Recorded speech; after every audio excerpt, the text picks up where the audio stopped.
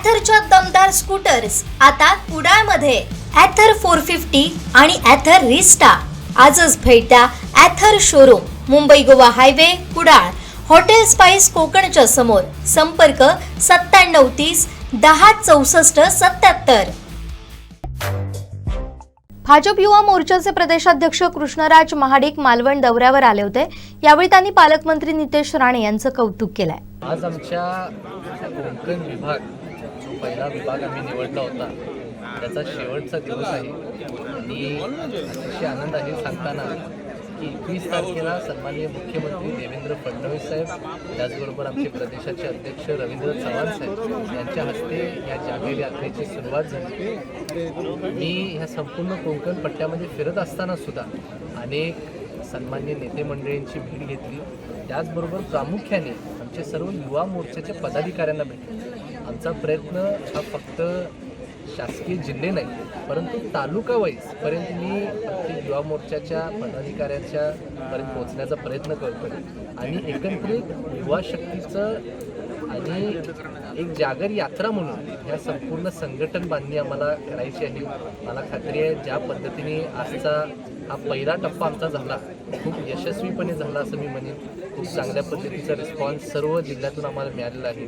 आमची संपूर्ण युवा मोर्चाची टीमसुद्धा खूप ताकदीने काम करणारी आहे आणि त्या बाबतीत मला फार आनंद आणि अभिमान आहे. साहेब, आपण सिंधुदुर्ग किल्ल्यावर पण भेट दिला, काही अन्य ठिकाणी पण भेट दिली, काय सांगाल त्याबद्दल? आम्ही या संपूर्ण दौऱ्याची रचना करत असताना सुद्धा फक्त राजकीय विषय नाही तर युवकांना भावणारे प्रत्येक विषयामध्ये हात घालून त्यामध्ये काम करण्याचा प्रयत्न करणार आहे. कारण मी हे वारंवार सांगत आलेलो आहे, युवा मोर्चा ह्या सर्व क्षेत्रांमध्ये काम करण्यासाठी सक्षम आहे किंवा तो व्यासपीठच त्यासाठी बनलेला आहे. आणि म्हणूनच आज आम्ही किल्ल्यावरती तर जाऊनच आलो, आम्ही राजकोटवरती पण जाऊन आलो आणि इथंसुद्धा आज ह्या गार्डनमध्ये, रॉक गार्डनमध्ये आम्ही इन्फ्लुएन्सर्स बरोबर किंवा कॉन्टेंट क्रिएटर्स बरोबर संवाद साधला.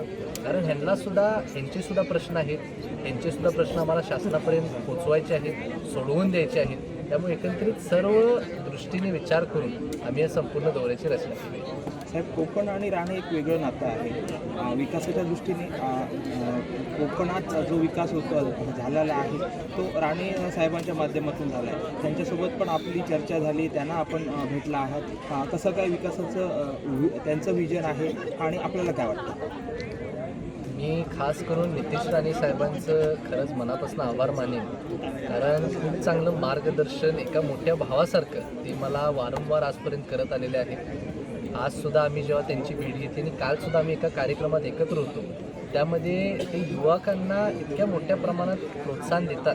कारण कालच एक कार्यक्रम जो त्यांनी आयोजित केला होता त्यामध्ये जवळजवळ 50 युवकांची टीम त्या कार्यक्रमाचं संपूर्ण आयोजन करत होते आणि ते खूप मनापासून सुद्धा नितेश राणे साहेबांकडं म्हणजे आभार व्यक्त करत होते. कारण त्या व्यासपीठावरती काम करण्याची संधी युवकांना ते मोठ्या प्रमाणात देतात. त्यामुळं स्वतः ते युवा असल्यामुळं खूप युवक त्यांच्याकडे आकर्षित होतात.